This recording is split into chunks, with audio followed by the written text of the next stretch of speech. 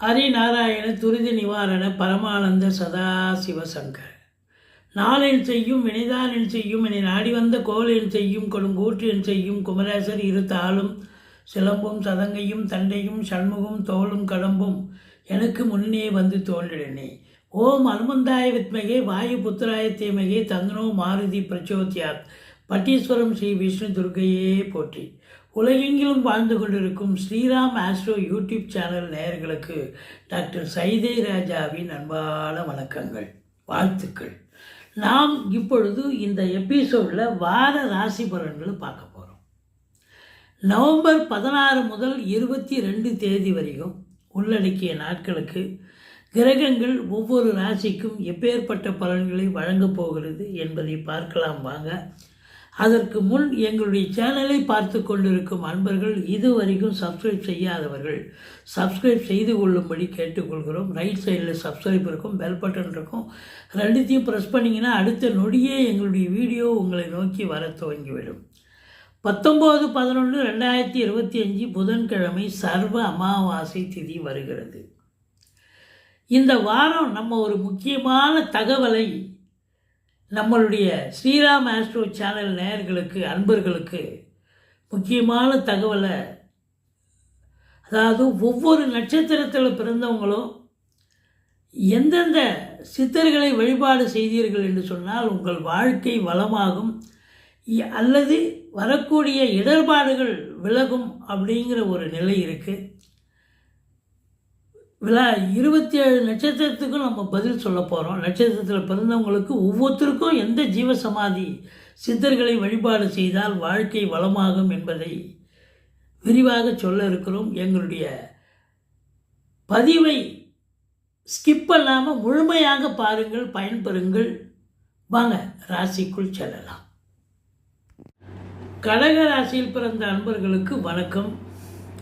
கடக ராசி காலபுருஷனுக்கு 4வது ராசி. சந்திர பகவான் ஆட்சி பெறும் வீடு. அவர் 2.25 நாள் ஒரு நட்சத்திரத்தில் இருக்கார். ஆரம்பத்தில் கன்னியில் இருக்கார். கடைசியில் இந்த வார கடைசியில் விருச்சிகம் சென்று குரு பார்வை பெற்று சஞ்சாரம் செய்துகிறார். இப்போது நவம்பர் 16 முதல் 22 தேதி வரைக்கும் உள்ளடக்கிய நாட்களுக்கு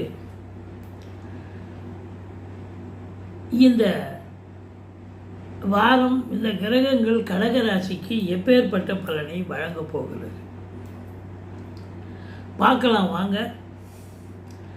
சூப்பராக இருக்குமா இல்லை சுமாராக இருக்குமா? இந்த குரு பகவான் பொறுத்தவரையிலையும் உங்களுக்கு கடகத்துக்கு வந்ததுக்கு அப்புறமே உங்களுக்கு வாழ்க்கையில் ஒரு ஏற்றமான காலம், ஒரு முன்னேற்றமான ஒரு நிலை அப்படின்னே சொல்லணும்.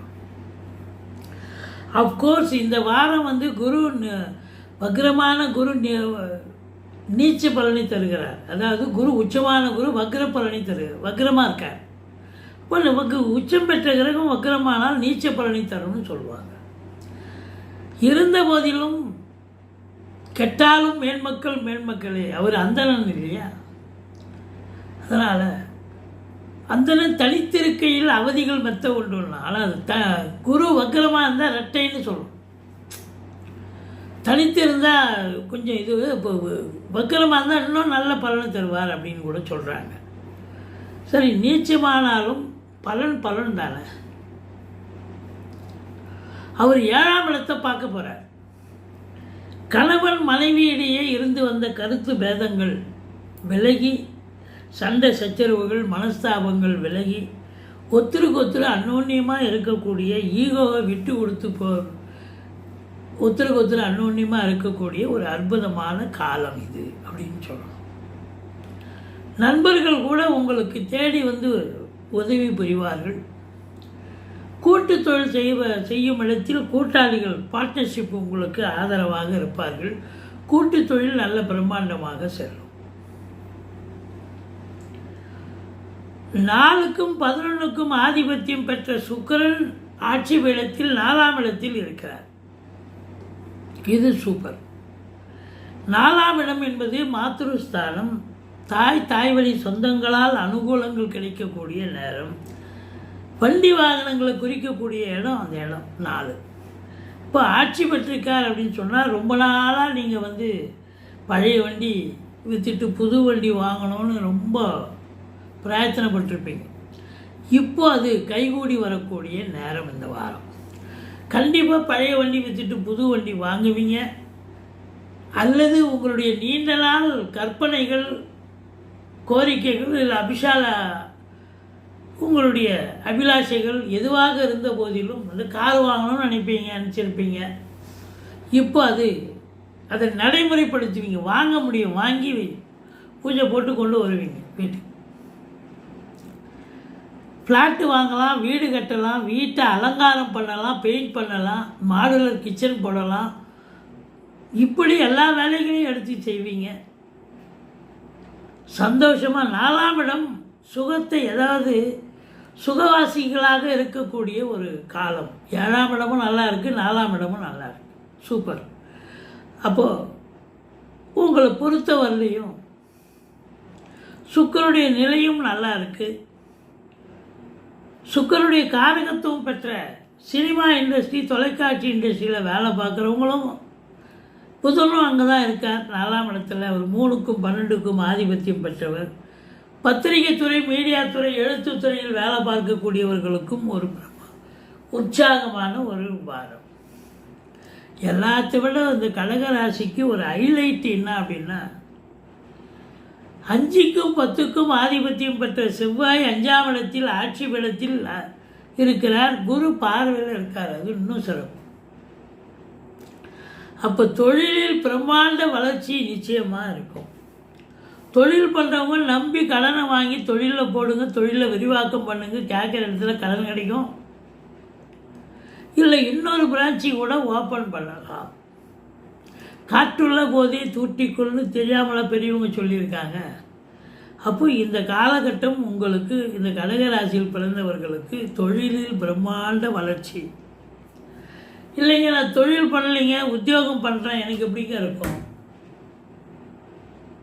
உத்தியோகம் பண்ணுறீங்க அப்படின்னாக்கா உங்களுக்கு பதவி உயர்வு, ஊதிய உயர்வு, டிரான்ஸ்ஃபருக்காக எதிர்பார்த்து காத்திருப்பீங்க, டிரான்ஸ்ஃபர் கிடைக்கும். லோன் ஃபெசிலிட்டிஸ்க்காக எதிர்பார்த்து காத்திருப்பீங்க, லோன் ஃபெசிலிட்டிஸ் கிடைக்கும். இப்படி உங்களுடைய கோரிக்கைகள் நிறைவேறக்கூடிய ஒரு காலகட்டம். ஒரு சிலருக்கு உங்களுடைய திறமையை மதித்து பதவி உயர்வு வரும், டிரான்ஸ்ஃபர் அதெல்லாம் வரும். ரெட்டிப்பு இதுவும் கொடுப்பாங்க உங்களுக்கு. கூடுதல் பொறுப்புகள் அது பாருங்கள், அந்த செட்டி சேர்த்து பாருங்கள் அப்படிம்பாங்க. அது ஒரு நிர்வாகம் உங்கள் மேலே வச்சுருக்கக்கூடிய ஒரு நம்பிக்கை தானே. வேலைக்காக முயற்சி பண்ணுறவங்களும் அரசு உத்தியோகத்துக்கு முயற்சி பண்ணலாம். ஏன்னா அரசு காரகன் என்று சொல்லக்கூடிய செவ்வாய், சூரியன் ராஜகிரகங்கள், குரு பார்வையில் இருக்கு. அப்போ அரசு உத்தியோகத்துக்காக முயற்சி பண்ணுறீங்கன்னு சொன்னால் அது கண்டிப்பாக இன்டர்வியூ அட்டன் பண்ணலாம், வேலை வாய்ப்பு கண்டிப்பாக கிடைக்கும். இதையும் தாண்டி இந்த ரியல் எஸ்டேட் பிரமுகர்கள், ஃப்ளாட் ப்ரமோட்டர்ஸ், பில்டர்ஸ், கட்டிட கலைஞர்கள், இடம் வாங்கி விற்கக்கூடிய நண்பர்கள், தரகர்கள், செங்கல், மணல், ஜல்லி, ஆர்வர்ஸ் போன்ற பிரிவில் பணியாற்றுபவர்கள், இவங்களுக்கெல்லாம் கூட ஒரு சிறப்பான ஒரு காலம். சாதிக்கக்கூடிய ஒரு நேரம் வந்தாச்சு இந்த கடகராசி அன்பர்களுக்குன்னு கண்டிப்பாக சொல்லலாம். இப்போது 8ஆம் இடத்துல ராகு இருக்கார். 8ல் ராகு தான் 2ல் கேத்து இருப்பார் இல்லையா. அப்போ 8ஆம் இடம் அப்படின்னா அறிமுகம் இல்லாத இடம், அறிமுகம் இல்லாத நபர்களிடம் விழிப்புணர்ச்சியாக இருக்கணும். ஒரு பஸ் ஸ்டாண்டு, ரயில்வே ஸ்டேஷன் போகிறீங்க, அங்கே மொழி தெரியாதவங்க இருப்பாங்க. நீங்கள் சொல்கிறது அவனுக்கு புரியாது, அவன் சொல்கிறது உங்களுக்கு புரியாது. ஒருத்தனுக்கு ஒருத்தன் டென்ஷன் ஆகி கை கலப்பாகி போலீஸ்காரங்க வந்து போலீஸ் ஸ்டேஷன் போய் அப்புறம் கோர்ட்டுன்னு போய் இப்படி சில அசிங்கங்கள், அவமானங்கள் கிரியேட் ஆகும். அதுதான் 8ஆம் இடம். தேடிட்டு வரும் உங்களுக்கு பிரச்சனை. அதனால் எச்சரிக்கையாக இருக்குது. ஆனால் வெளிநாடு போகணும்னு நினைக்கிறவங்க தாராளமாக போங்க, எஸ்கேப் ஆகிடுவீங்க. ஆனால் இங்கே இருக்கிறவங்க ஜாக்கிரதையாக டீல் பண்ணணும். மற்றவங்ககிட்ட பேசும்போது ஜாக்கிரதையாக பேசணும். அதே போல் 8ல் ராகு இருக்காருன்னா 2ல் கேது இருக்க போகிறார்.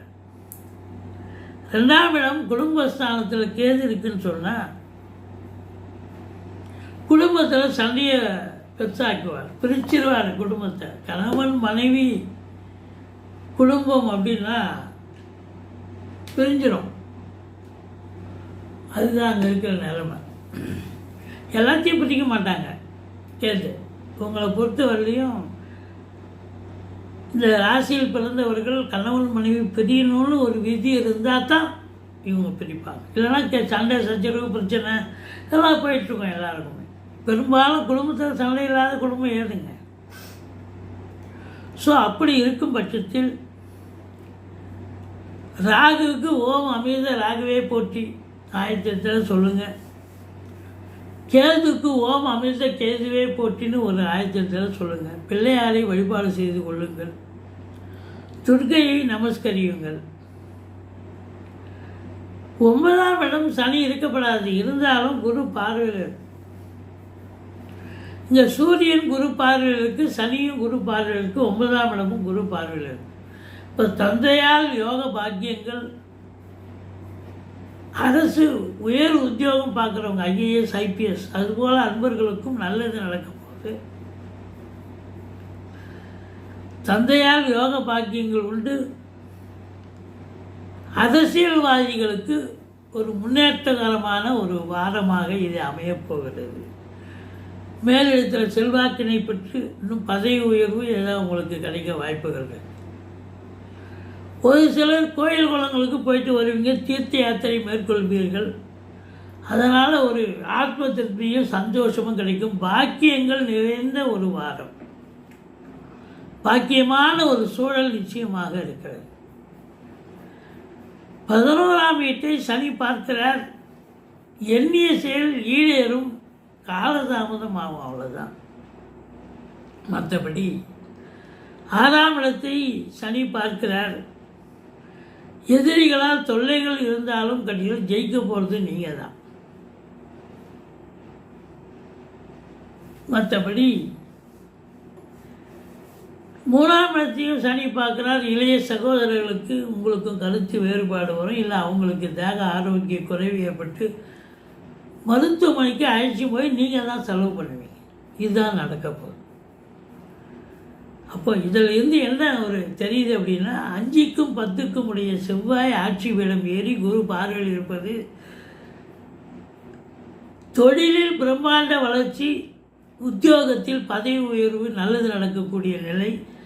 7ஆம் இடத்தை குரு பார்க்கிறார். கணவன் மனைவி ஒற்றுமை, நண்பர்கள் ஆதாயம், கூட்டு தொழில் சிறப்பாக இருக்கும். என்ன 2ல் கேது இருக்கிறது, கொஞ்சம் குடும்ப உறுப்பினர்கள் சண்டைக்கு வருவாங்க. வீட்டிற்கு வரக்கூடிய விருந்தாளிகள், நட்பு வட்டாரங்கள், இவங்ககிட்டலாம் பார்த்து பேசுங்க. அது விட்டு கொடுத்து போங்க, வாழ்க்கை கெட்டு போவதில்லை. இந்த ராசி என்பவர்களுக்கு இந்த வாரம் உங்களுக்கு சந்தோஷம் இல்லை, அதுவே ஒரு பெரிய விசேஷம். சரி, இந்த கடக ராசியில் பிறந்தவர்கள் 3 நட்சத்திரம் இருக்கு இல்லையா, புனர்பூசம், பூசம், ஆயுள். எந்தெந்த சித்தர்களை வழிபாடு செய்தால் வாழ்க்கை வளமாகும் அப்படின்னு சொல்ல போகிறோம். புனர்பூசம் 4ஆம் பாதத்தில் பிறந்தவர்கள் கும்பகோணம் குடவாசல் அருகே சேங்காலிபுரம்னு ஒரு ஊர். ராமானந்த பிரேமானந்த யோகி அப்படின்னு ஒரு சித்தர் இருக்கார். அவரை போய் நேரில் போய் வழிபாடு பண்ணிட்டு வாங்க, சித்தரை பார்த்துட்டு வாங்க, ரொம்ப விசேஷம். இல்லை அவருடைய திருநாமத்தை நீங்கள் டெய்லி சொல்லலாம். உங்களுடைய பிரச்சனைகள் தலைக்கு வர்றது தலைப்பாயில போகும். வாழ்க்கையில் ஒரு பலமான ஒரு வாழ்க்கையை வாழலாம். பூச நட்சத்திரத்தில் பிறந்தவர்கள் பாளையங்கோட்டை வல்லநாடி அருகே, வல்லநாடி என்ற ஊரில் சிதம்பர சுவாமிகளுடைய ஜீவசமாதி போய் ஒரு தடவை தரிசனம் பண்ணிட்டு வாங்க. இல்லை சிதம்பர சுவாமிகளே போற்றின்னு திருநாமத்தை சொல்லுங்கள். அடுத்தது ஆயில்ய நட்சத்திரம் பொன்மராவதி புதுக்கோட்டை போகிற வழியில் சாதுகுல்லான் அப்படின்ற ஊர் கிட்ட இருக்குது. அங்கே அப்பா சித்து, அந்த சித்தர் பேர் அப்பா சித்து. அங்கே போய் வழிபாடு பண்ணுங்கள், திருநாமத்தை சொல்லுங்கள். வாழ்க்கையில் எல்லா வளமும் நலமும் கிடைக்கும், எந்த பிரச்சனைக்கும் தீர்வு கிடைக்கும். சித்தர்கள் வழிபாடுங்கிறது தீர்வு கண்டிப்பாக கிடைக்கும். நீங்கள் போனீங்கன்னு சொன்னால் போக போக எடுத்த உடனே கிடச்சிடாதுங்க. போக போக உங்களுக்கு அப்படி ஒரு வைப்ரேஷன் கிடைக்கும், நல்லது நடக்கும். எங்களுடைய வீடியோ பிடிச்சிருந்தால் லைக் பண்ணுங்கள், ஷேர் பண்ணுங்கள், சப்ஸ்கிரைப் பண்ணுங்கள். மறக்காமல் சப்ஸ்கிரைப் பண்ணுங்கள். நன்றி. வாழ்க வளமுடன்.